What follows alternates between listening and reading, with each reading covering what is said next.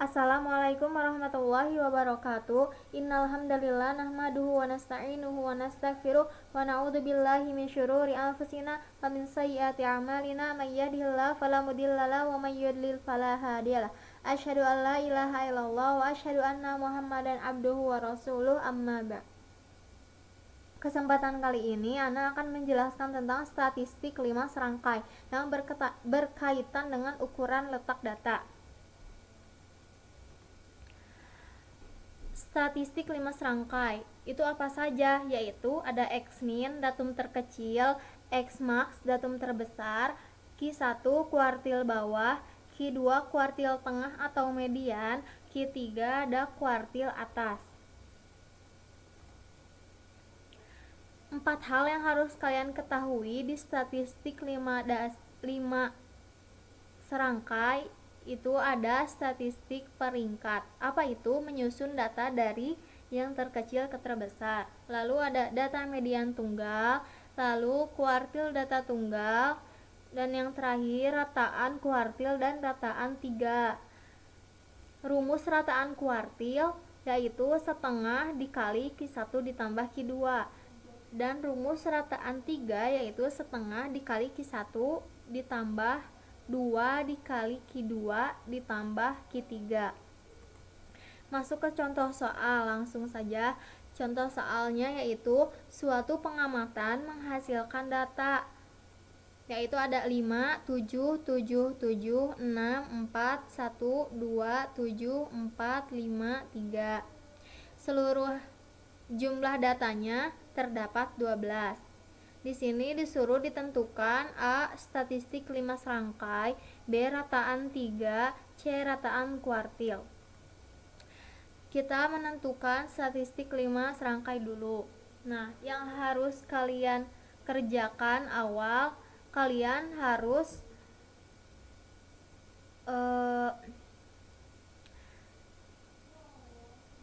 menyusun angka dari yang terkecil ke terbesar. Kayak ini, jadi 1, 2, 3, 4, 4, 5, 5, 6, 7, 7, 7, 7. Semuanya jumlah datanya ada 12. Lalu kita harus menentukan Q2-nya. Bagaimana caranya? Q2-nya cari nilai tengah dari 1 sampai 7. Cari nilai tengahnya. Nilai tengahnya ada di 5 sama 5. Cara nyarinya gimana? Cara nyari hasilnya. Nah, caranya itu 5 ditambah 5 dibagi 2. Hasilnya 5. Nah, lalu kita nyari Q1. Gimana cara nyari Q1? Nyari Q1 itu dari data awal hingga data tengah. Berarti hingga data tengah kan sampai sini. Nah, cari yang dicari ternyata terdapat 3 sama 4. Harus dihitungkan jumlahnya berapa jadinya. Caranya 3 ditambah 4 dibagi 2, hasilnya jadi 3,5. Dan Q3 juga sama seperti cari nyara Q1. Caranya dari nilai tengah ke nilai akhir.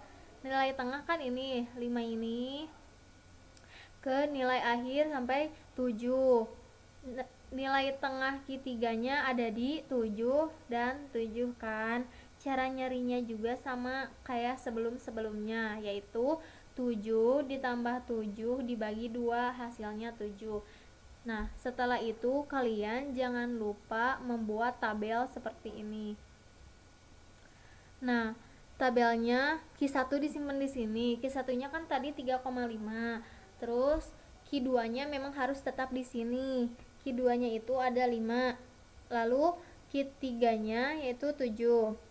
X-min-nya berapa? X-min itu data paling terkecil, berarti 1 kan? Nih 1.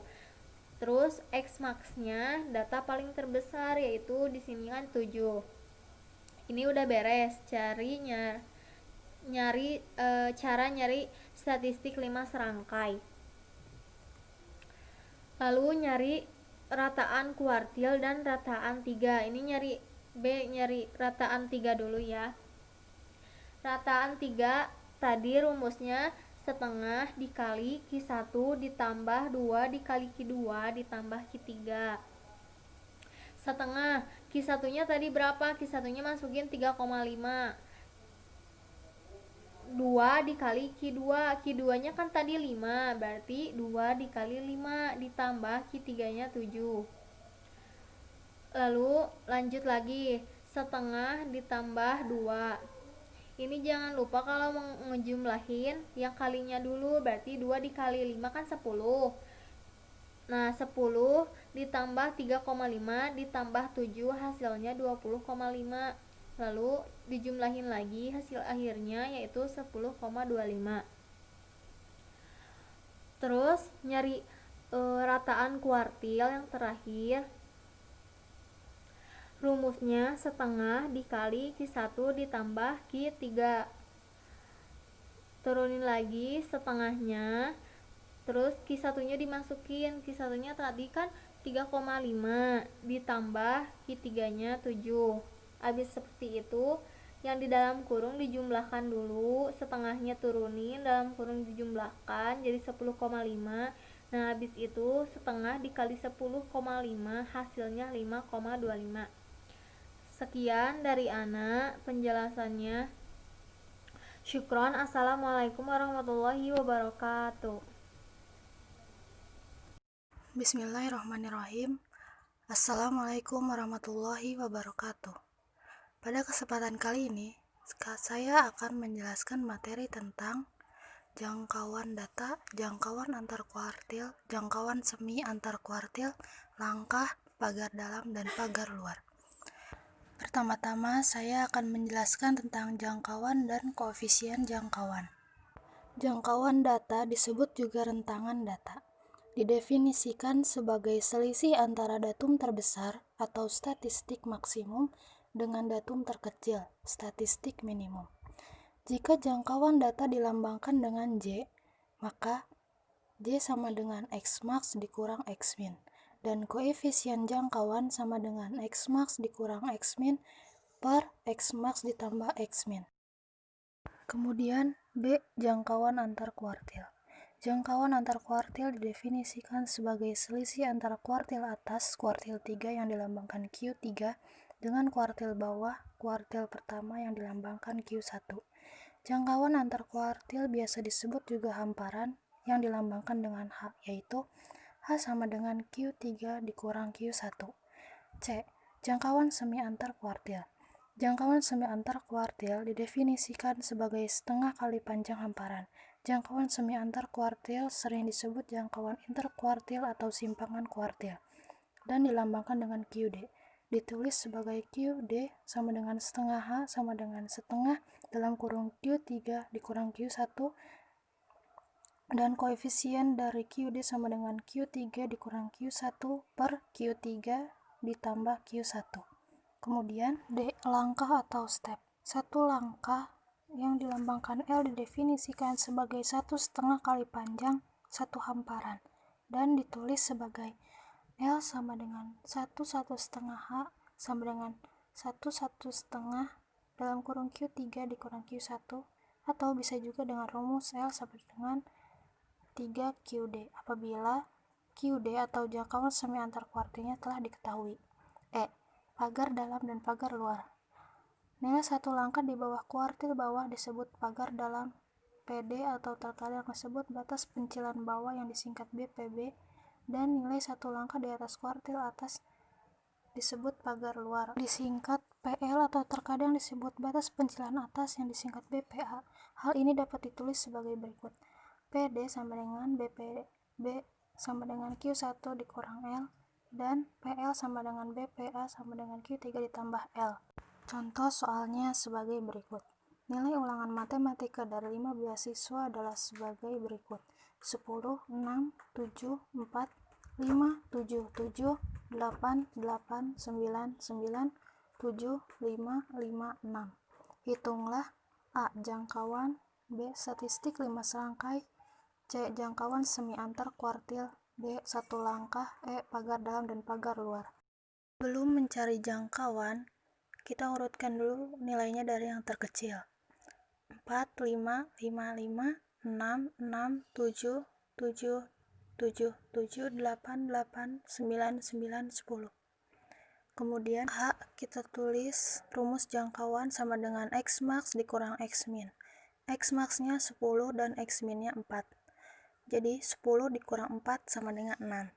Kemudian yang B, statistik 5 serangkai. X max-nya sama dengan 10, X min-nya 4. Kemudian kita nyari kuartil 2-nya dulu agar lebih mudah, yaitu nilai tengah dari seluruh nilainya, itu 7. Kemudian kita cari Q1-nya. Q1 adalah nilai tengah dari seluruh nilai sebelah kirinya 7, yaitu 5. Kemudian kuartil 3 sama dengan nilai tengah dari seluruh nilai kanan sebelah 7, yaitu 8. Kemudian yang C, mencari jangkauan semi interkuartil yang rumusnya QD sama dengan 1/2 dalam kurung Q3 dikurang Q1. Q3-nya tadi sudah diketahui 8 dan Q1-nya 5. Jadi 1/2 dalam kurung 8 dikurang 5 sama dengan 1/2 dikali 3 sama dengan 1,5. Kemudian yang D, cari langkah. Karena kita sudah menemukan QD-nya, jadi kita memakai rumus 3QD sama dengan 3 dikali 1,5 sama dengan 4,5. Kemudian yang terakhir E, mencari pagar dalam dan pagar luar. Rumus pagar dalam PD sama dengan Q1 dikurang L sama dengan Q1-nya 5 dikurang L-nya 4,5 sama dengan 0,5. Dan pagar luarnya Q3 ditambah L sama dengan Q3-nya 8 ditambah L-nya 4,5 sama dengan 12,5. Sekian materi yang dapat saya sampaikan, kurang lebihnya mohon maaf. Syukron. Wassalamualaikum warahmatullahi wabarakatuh. Assalamualaikum warahmatullahi wabarakatuh. Perkenalkan, saya Nazira Aulia Zahra dari kelas 12 MAB akan sedikit menjelaskan materi tentang diagram kotak garis dan diagram batang daun. Diagram kotak garis dan diagram batang daun ini masuk ke dalam materi statistika kelas 12. Yang pertama, kita akan membahas diagram kotak garis terlebih dahulu. Apa itu diagram kotak garis? Diagram kotak garis adalah diagram yang memuat sebuah kotak berbentuk persegi panjang dan dua buah garis yang terletak di sebelah kiri dan kanan kotak tersebut. Diagram ini digunakan untuk menyajikan data statistik 5 serangkai. Bisa kita lihat di gambar. Di atas diagram kotak garis terdapat statistik 5 serangkai. Mengapa? Karena diagram kotak garis ini fungsinya adalah untuk menyajikan data dari statistik 5 serangkai. Maka dari itu, apabila kita ingin membuat diagram kotak garis, kita harus mencari statistik 5 serangkainya terlebih dahulu. Selanjutnya kita masuk ke contoh soal. Lukiskan diagram kotak garis dari data berikut. Langkah yang paling pertama harus dilakukan adalah mengurutkan data dari yang paling kecil hingga yang paling besar. Nah, ini sudah diurutkan mulai dari angka 7 hingga angka 16. Langkah selanjutnya, seperti yang kita tahu bahwa diagram kotak garis tidak bisa dibuat jika tidak mengetahui statistik 5 serangkainya. Maka dari itu langkah selanjutnya adalah membuat statistik 5 serangkai.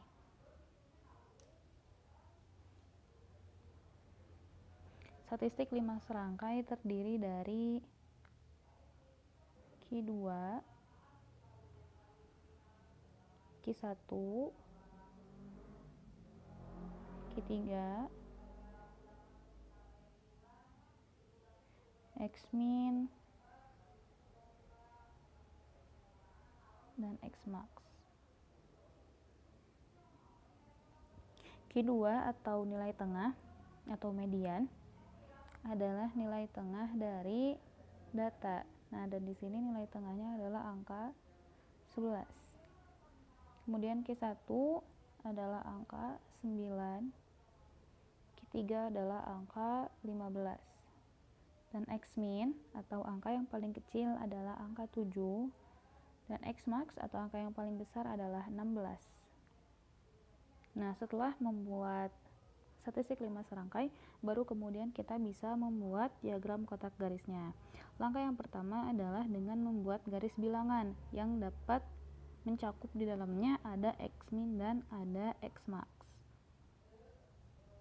Sekarang kita buat garis bilangan, bisa dari 0 sampai 18 karena di dalamnya akan mencakup dari X-min dan X-max. 0, 2, 4, 6, 8, 10,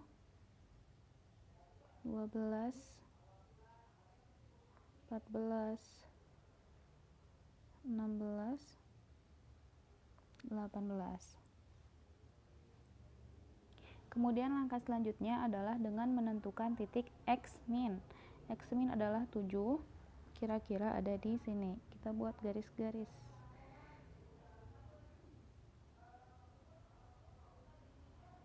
Nah, setelah X-min, sekarang kita menentukan titik X-max, yaitu di 16, ada di sini.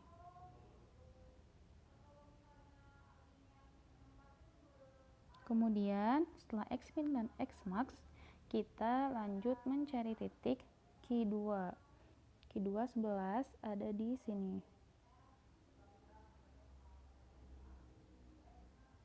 Nah, untuk Q2 ini jangan lupa untuk diberi tanda plus di atasnya,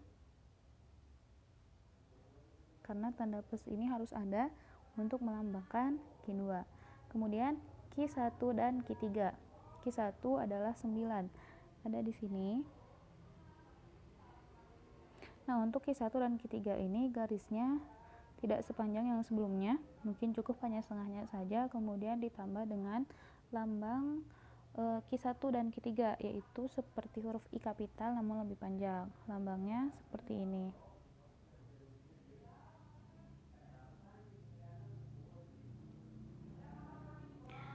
Sama dengan Q3, 15 ada di sini. Garisnya tidak terlalu panjang, kemudian ditambah dengan lambang seperti huruf I kapital namun panjang. Nah, langkah selanjutnya yaitu dengan menghubungkan X-min dan Q1, kemudian menghubungkan X-max dan Q3. Sekarang kita hubungkan X-min dan Q1. Kita hubungkan dengan garis. Kemudian X-max dan Q3 kita hubungkan juga dengan garis. Nah, seperti inilah cara untuk membuat diagram kotak garis. Selanjutnya kita masuk ke materi diagram batang daun. Apa itu diagram batang daun? Diagram batang daun adalah diagram yang terdiri dari dua bagian utama, yaitu batang dan daun. Batang mempresentasikan puluhan dan daun mempresentasikan satuan. Seperti yang kita lihat, di sini ada tabel. Di sini terdiri dari kedalaman, batang, dan daun. Nah, ini adalah contoh dari bentuk diagram batang daun. Selanjutnya kita masuk ke contoh soal. Lukiskan diagram batang daun dari data berikut. Seperti biasanya, yang pertama harus dilakukan adalah mengurutkan data dari yang terkecil hingga yang terbesar. Nah, kemudian langkah selanjutnya adalah membuat tabel seperti pada contoh tadi, terdiri dari kedalaman, batang, dan daun. Nah, untuk memudahkan, yang paling pertama kita isi kolomnya adalah batang. Nah, batang ini kan mempresentasikan puluhan. Jadi kita tulis di sini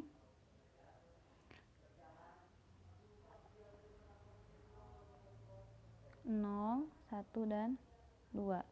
Mengapa 0? Nah, 0 ini mewakili angka puluhan dari angka 8 dan 9. Mengapa 0? Karena mereka hanya terdiri dari satuan saja, maka puluhannya kita tulis 0. Sedangkan 1 ini mewakilkan angka belasan yang ada di sini, mulai dari 11 sampai 19. Kemudian angka 2 mewakilkan yang angka 20-an, mulai dari 20 hingga 25.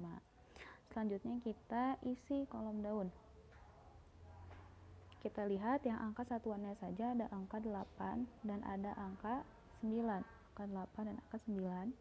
Di sini ada 2 angka, maka kedalamannya kita tulis 2. Kemudian yang angka puluhannya 1, di sini ada angka 11. Angka 11 itu satuannya adalah 1. Kemudian angka 16 satuannya adalah 6. Kemudian angka 17 2 kali, satuannya adalah 7. Kemudian ada angka 19 yang satuannya 9. Di sini ada 5 angka, maka kedalamannya kita tulis 5. Kemudian di sini yang puluhannya adalah 2. Adalah 20, satuannya adalah 0, kemudian 23 3 kali 3, kemudian 25. Nah, di sini ada 5 angka, maka kedalamannya kita tulis 5. Nah, seperti inilah cara untuk membuat diagram batang daun. Alhamdulillah, selesai sudah materi diagram kotak garis dan diagram batang daun. Semoga apa yang saya sampaikan dapat bermanfaat bagi kita semua, dan semoga apa yang saya sampaikan dapat dengan mudah difahami. Terima kasih atas perhatiannya. Wassalamualaikum warahmatullahi wabarakatuh. Bismillahirrahmanirrahim. Assalamualaikum warahmatullahi wabarakatuh. Pada kesempatan kali ini, Ana akan menjelaskan sedikit tentang materi kuartil dan desil. Yang pertama, kuartil. Kuartil adalah nilai atau angka yang membagi data dalam 4 bagian yang sama setelah disusun dari data terkecil hingga data terbesar dan sebaliknya. Ada 3 bentuk kuartil, yaitu kuartil pertama, kuartil kedua atau median, dan kuartil ketiga.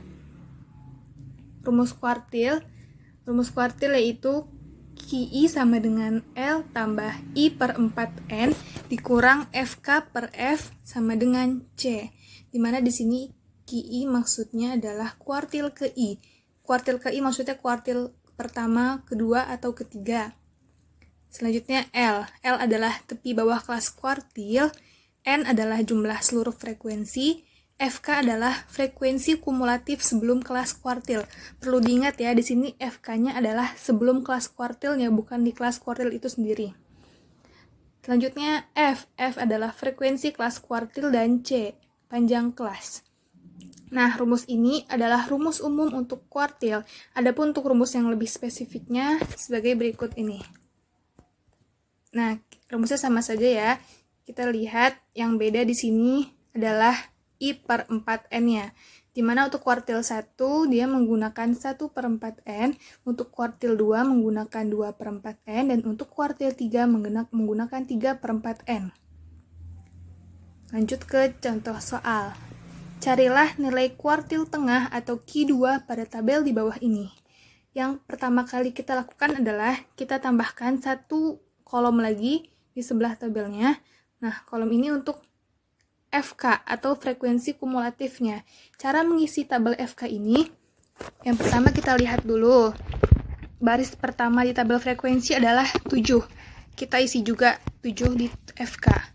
Selanjutnya, 7 ditambah 6 sama dengan 13. Lalu 13 tambah 10 sama dengan 23. 23 ditambah 8 sama dengan 31. 31 ditambah 9 sama dengan 40. Hasil akhir dari FK ini harus sama dengan jumlah frekuensi ya. Selanjutnya setelah kita tahu isi tabel FK-nya, kita masukkan rumus Q2 sama dengan L tambah 2 per 4N dikurang FK per F dikali C. Yang pertama, kita harus tahu 2 per 4N ini berapa. Kita pindah ke sini. Nah, Q2 sama dengan 2 per 4N. Q2 sama dengan 2 per 4N. 2 per 4 kalau disederhanakan sama-sama dibagi 2 jadinya 1/2. 1/2N. Tadi N-nya adalah 40 kan. N-nya adalah 40. 40 dibagi 2 sama dengan 20. Kita kita lihat lagi nih. Kita lihat 20 ini di tabel frekuensi kumulatif. Ada 20 nggak di sini? Kalau nggak ada, kita cari angka berapa yang paling mendekati 20. Di sini yang paling mendekati 20 adalah 23. Kita tandain sebaris ini ya. Ini adalah Q 2-nya. Q 2-nya adalah di sini. Kita tandain. Nah, sekarang 20. Berarti dia kelasnya adalah 60 sampai 69. Selanjutnya, kita cari L-nya. L adalah tepi bawah kelas. Tadi kan kelasnya yang ini. Tepi bawah kelas itu yang ada di pertama, yang di sebelah kiri. Untuk mencarinya, 60 tadi kita kurang dengan 0,5. Jadi sama dengan 59,5. Setelah dapat L-nya, kita cari lagi FK-nya berapa. Tadi FK adalah frekuensi kumulatif, tapi sebelum kelas kuartil.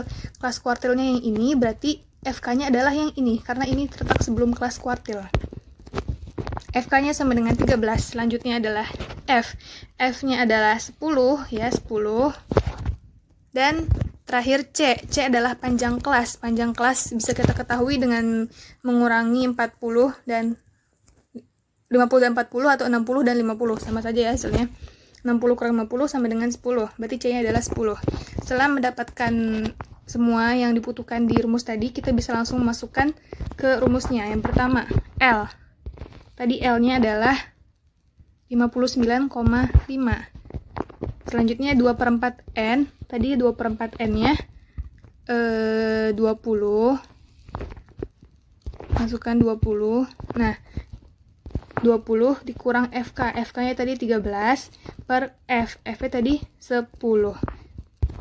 Dikali C. C-nya juga 10. Lanjut, 59,5 ditambah 20 dikurang 13, 7. 7 dikali 10, 70. 70 dibagi 10, 7. Langsung ya, tambah 7. 59,5 tambah 7 sama dengan 66,5. Berarti ini hasil akhirnya. Berarti nilai kuartil tengah atau Q2-nya adalah 66,5. Lanjut. Sekarang desil. Desil adalah nilai atau angka yang membagi data menjadi 10 bagian yang sama, setelah disusun dari data terkecil hingga data terbesar atau sebaliknya. Desil ini terbagi dua ya, ada desil tunggal dan desil data berkelompok. Sekarang untuk desil data tunggal, rumusnya adalah DI sama dengan I dikali N tambah 1/10. DI di sini maksudnya adalah desil ke I. Desil pertama, kedua, ketiga, sampai ke 9. N adalah jumlah data dan I adalah urutan desil yang tadi dicari. Nah, ketika kita menggunakan rumus ini, kita belum langsung mendapatkan nilai desilnya, tapi kita baru mendapatkan letak desil itu ada di mana. Cara untuk mencari tahu nilainya adalah menggunakan dengan hasil ini tadi. Kalau hasil ini tadi hasilnya bilangan bulat, kita bisa langsung menentukan letaknya. Tapi kalau hasilnya desimal atau pecahan, kita harus melakukan pendekatan interpolasi linear dengan rumus sebagai berikut. Lebih jelasnya kita lihat di contoh soal. Diketahui data 10, 11, 18, 19, dan seterusnya. Tentukanlah nilai D2 dan D5 dari data tersebut. Yang pertama, kita urutkan dulu dari yang terkecil sampai terbesar. Kita buat dalam bentuk tabel ya. Nah, yang baris pertama ini dia untuk data, yang baris kedua untuk nomor urut data. Kita urutkan. Yang paling kecil di sini ada 10. Kita tulis 10. Lalu ada 10 lagi. Kita tulis 10. Lalu ada 11. Tulis 11. 11 lagi. Terus seterusnya ya, diurutkan dari yang terkecil sampai yang paling besar. Di sini ada 19. Nah, untuk nomor urut data, kita urutkan seperti biasa. Ini berarti urutan pertama. Terus yang 10 kedua berarti urutan kedua. 11 urutan ketiga. Urutan keempat, urutan kelima, keenam, ketujuh, ke-8, ke-9, 10, dan seterusnya. Setelah kita urutkan, kita bisa langsung mencari jawabannya. Yang pertama kita masukkan rumus. Kita cari D2 dulu ya. masukkan D2 sama dengan 2 kali 14 tambah 1 per 10. 14 ini apa tadi? 14 itu N adalah jumlah seluruh data. Tadi jumlah seluruh data adalah 14 ya. Lanjut, 14 tambah 1, 15. 15 kali 2, 15 kali 2, 30. 30 per 10. 30 bagi 10, hasilnya adalah 3. Nah, 3 ini dia belum nilai desilnya, karena ini kita nilainya ya. Dia baru letaknya. Cara mengetahui nilainya adalah, karena dia bilangan asli, dia bilangan bulat, kita bisa langsung menentukan lewat letaknya saja. Nah, kita cari di sini. Ini kan 3. Letak ketiga itu berapa? Ini letak pertama, ini kedua, ini ketiga. Berarti 11. Berarti nilai D2 adalah 11. Selanjutnya yang kedua, D5. Kita masukkan rumusnya. D5 sama dengan 5 dikali 14 tambah 1 per 10. Tadi 5 kali 14 tambah 1. 14 tambah 1 adalah 15. 15 kali 5, 75. Berarti 75 per 10. 75 dibagi 10 sama dengan 7,5. Nah, kalau tadi kan kita bisa langsung menentukan letaknya dengan cara menghitung kan, letak pertama, kedua, ketiga, keempat, kelima gitu. Tapi karena ini bilangannya bilangan desimal, nggak bisa gitu. Kita pakai rumus yang tadi, yang rumus interpolasi linear. Kita masukkan rumusnya. Nah, di sini ada XK dan D. XK di sini adalah, kita perhatikan yang ini ya. XK di sini adalah 7. K-nya adalah 7. Dan D-nya adalah 0,5. Kenapa 0,5? Kalau misalnya kita tutupin 7-nya. Jadi kan 0,5 gitu ya. Kita tulis di sini XK-nya 7 tambah D-nya 0,5. Sekarang XK tambah 1. XK tadi 7. XK-nya tadi 7 tambah 1 berarti X8. X8 dikurang XK. X-nya sama ya, 7. Sekarang kita lihat lagi di tabel X7. X7 itu yang mana? X7 yang ini. Berarti X7 sama dengan 14. 14 tambah 0,5. Terus tadi X8. Kita lihat juga ya X8 yang ini berarti kan 15 dikurang X7 14. Nah, kita jumlahkan. Hasilnya adalah 14,5. Berarti nilai dari D5 adalah 14,5. Kita lanjut ke desil data kelompok. Rumus desil data kelompok adalah DI sama dengan L tambah I per 10N dikurang FK per F dikali C. Di sini DI adalah desil ke I, maksudnya pertama, kedua, ketiga, dan seterusnya. L adalah tepi bawah kelas desil, N adalah jumlah data, FK adalah frekuensi kumulatif sebelum kelas desil, F adalah frekuensi kelas desil, dan C panjang kelas. Kita masuk ke contoh soal. Tentukanlah nilai D7 dari data di bawah ini. Sama seperti kuartil tadi, langkah pertama yang harus kita lakukan adalah membuat tabel frekuensi kumulatifnya. FK, sama ya. Yang pertamanya kita ikuti sama seperti frekuensi, 3 juga. 3 ditambah 15 sama dengan 18. 18 tambah 13, 31. 31 tambah 22, 53. 53 ditambah 18, 71. 71 tambah 14, 85. Nah, udah sama ya. Hasil akhir dari si FK ini sama N-nya. Setelah itu kita bisa masukkan rumus. D7 sama dengan L tambah 7 per 10N kurang FK per F kali C. Nah, 7 per 10 ya. Kan kita nyarinya D7. Terus, kita cari 7 per 10N ini berapa? Kita pindah ke sini. Nah, 7 per 10N. 7 per 10 dikali N. N-nya adalah 85. Berarti 7 per 10 kali 85 sama dengan 59,5. Kita lihat lagi nih, 59,5. Lihat di tabel FK. Ada nggak 59,5? Kalau nggak ada, kita cari angka berapa yang paling mendekati 59,5. Di sini yang paling mendekati adalah 71 ya. Kita tandain lagi tabel ini, tandain. Berarti di sini kelasnya adalah 80 sampai 88. Nah, terus kita cari L. L-nya berapa? Tadi kan L kan tadi tepi bawah kelas. Tepi bawah kelas berarti yang ini kita kurangi dengan 0,5. Berarti 79,5. Setelah itu kita cari FK. FK-nya adalah 53. Kenapa? Karena ia terletak sebelum FK di kelas desil. FK-nya 53 tadi. Terus F-nya 18. Lalu C-nya sama ya, 80. Kita kurangi dengan 71. Hasilnya 9. Lalu kita masukkan ke dalam rumus. L-nya 79,5 masukkan. Terus 7/10N tadi, 7/10N 59,5. Nah, 59,5 dikurang 53. 53 itu FK-nya. Nah, terus F-nya 18. Kali C-nya tadi 9. Terus kita jumlahkan. Tadi 59,5 dikurang 53 sama dengan 6,5 per 18. Kita jumlahkan hasilnya 79,5 tambah 58,5 per 18. Tambah lagi, dijumlahin lagi. 79,5 tambah 3,25 hasil dari ini tadi.